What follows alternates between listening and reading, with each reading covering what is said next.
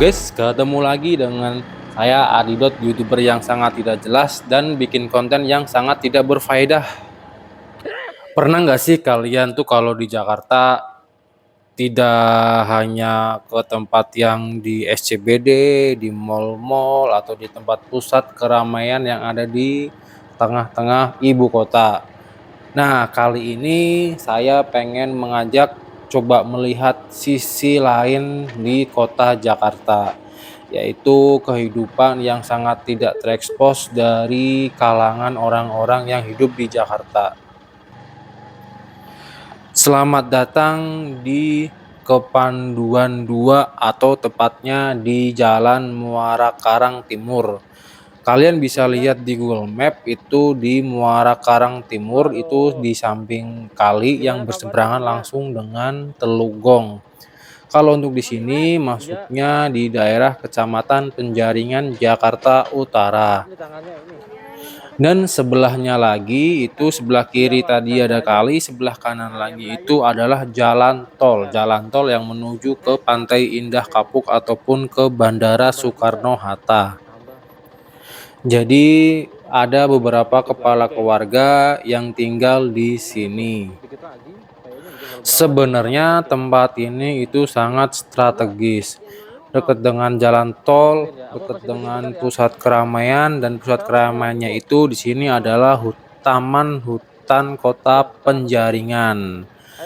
Ya, Taman Hutan Kota Penjaringan ini sering digunakan oleh orang atau oleh masyarakat yang ingin sekedar berolahraga, seperti jalan sehat, lari-lari, ataupun jogging. Namun kebanyakan orang yang tinggal di sini adalah orang dari perantauan semua. Seperti nanti yang akan saya kunjungi ini, dia adalah orang perantauan yang sudah lama atau cukup lama lah tinggal di kawasan ini, itu berasal dari Jawa, tepatnya di Jawa Tengah. Ia bersama teman-temannya nekat atau emang udah niatnya untuk berantau di Jakarta. Karena dasarnya untuk berangkat ke Jakarta atau merantau ke ibu kota, jika kita tidak mempunyai keterampilan, ya pasti nanti ujung-ujungnya akan balik lagi ke kampung halaman. Namun jika kita tinggal di Jakarta ini dengan mempunyai skill dan mempunyai keterampilan, intinya bisa memanfaatkan celah agar bisa jadi rupiah. Nah, disitulah kita akan selalu berusaha untuk mendapatkan uang. Dan ini sudah sampai di lokasinya. Ini adalah untuk pusat limbah atau pusat daur ulang yang ada di sini. Di sini adalah lapak daur ulang atau penyortiran barang-barang bekas. Semuanya bisa dijadikan uang di sini, tergantung dari keterampilan Anda masing-masing. Contohnya barang yang ada di sini itu nanti ada kaleng bekas minuman, botol bekas minuman, ada kertas, ada plastik, kemudian ada kabel, terus ada besi, dan kemudian ada beberapa potongan-potongan kursi atau potongan-potongan mainan yang sudah tidak layak pakai. Nah, disinilah sumbernya untuk mendapatkan rupiah. Dari berbagai macam barang itu mereka sortir, mereka kumpulkan di dalam satu karung, nah nanti disetorkan ke pabrik yang menerima barang-barang seperti itu.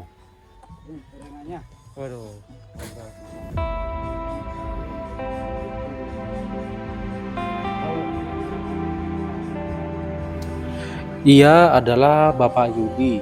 Dia seorang pengusaha yang bekerja di bidang daur ulang atau limbah ini. Dulunya dia bekerja di salah satu perusahaan. Namun mungkin terdampak dari corona, dia sekarang terjun ke limbah atau ke daur ulang seperti ini. Jika dilihat dari lingkungan tempat kerja ini, mungkin kalian merasa tempatnya kok kayak gini banget sih, atau tempatnya kok di Jakarta ternyata ada ya yang kayak gini. Perlu kalian ketahui emang untuk tempat di lokasi ini emang mungkin dibilang ya tidak seperti tempat-tempat di Jakarta yang lain ya. Cuman disinilah mereka bisa mengais rezeki dari hasil daur ulang barang-barang bekas dan dikumpulkan untuk menjadi pundi-pundi rupiah yang bisa dikirimkan di kampung untuk keluarganya. Karena untuk rumah untuk yang mereka tinggali di sini sebagian besar hanya mengontrak. Namun apabila mereka nanti pulang ke rumah, pasti rumah di kampung sana rumahnya besar-besar banget dan megah. Itu patut kita apresiasi ya, karena emang semangatnya orang kerja yang di Jakarta itu emang luar biasa. Intinya seperti ya, kita tinggal di Jakarta kalau tidak untuk bekerja mau ngapain lagi, mungkin peribahasanya seperti itu. Mohon maaf kalau salah, bisa dikoreksi. Untuk cara kerjanya di limbah ini atau daur ulang ini, salah satu orang yang pemilik lapak ini biasanya udah bekerjasama dengan bos, dan bos itu biasanya punya barang-barang bekas hasil bongkaran, bisa jadi bongkaran dari perkantoran, dari pasar, atau dari mall lah intinya, yang sudah tidak dipakai. Dan itu yang punya lapak ini langsung datang ke tempat tujuan. Semua barang yang bisa dijadikan rupiah dia ambil, dia angkut menggunakan mobil losbak atau mobil yang belakangnya ada tempat lapaknya ya. Kemudian dia angkut bawa ke rumah, dan itu adalah dia seperti membawa tumpukan uang yang mereka bawa. Kemudian setelah di rumah mereka dipisah-pisah ini dalam satu karung. Itu biasanya masih tercampur, mungkin ada plastik, ada botol yang ada plastiknya, kemudian ada botol kaleng, kemudian ada beberapa kabel, ada kawat, ada potongan besi. Dan dari situ dibagi tugas masing-masing pada karyawannya dan dipisah-pisahin, terutama yang botol, seperti salah satu botol merek yang ada plastiknya, itu plastiknya itu dicabut, kemudian di press biar jadi kecil, dan kemudian udah dimasukkan ke karung. Dan untuk kardus mereka langsung ikat, ditumpuk menjadi satu, dan nanti juga tetap dimasukkan ke karung juga. Seperti juga dengan halnya kabel itu nanti mereka intinya apa ya bahasanya, dibelek atau dibongkar itu dalamnya, nanti yang kayak serat-seratnya itu mungkin yang diambil, kalau yang penutupnya atau sarungnya itu dibuang. Itulah yang jadi harganya. Setelah semuanya selesai disortir dan dimasukkan ke dalam karung, nah disitu mulai penghitungan.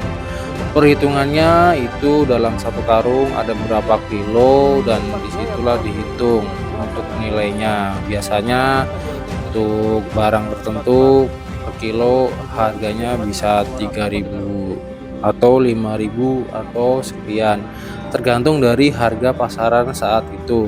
Jika harganya sedang naik ya mereka langsung menjadi ibaratnya, dompetnya tebel nih, ibaratnya kayak gitu. Kalau misalkan harganya lagi turun atau lagi sepi ya tetap bersyukur juga. Intinya mereka masih tetap bisa survive untuk hidup di ibu kota.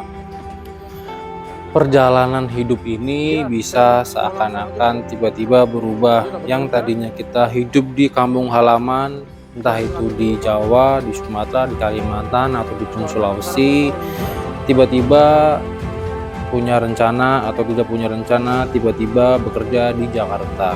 Namun apapun, dimanapun kita hidup, yang penting kita tetap selalu berikhtiar, berusaha, dan bekerja untuk selalu bisa hidup dimanapun kita berada.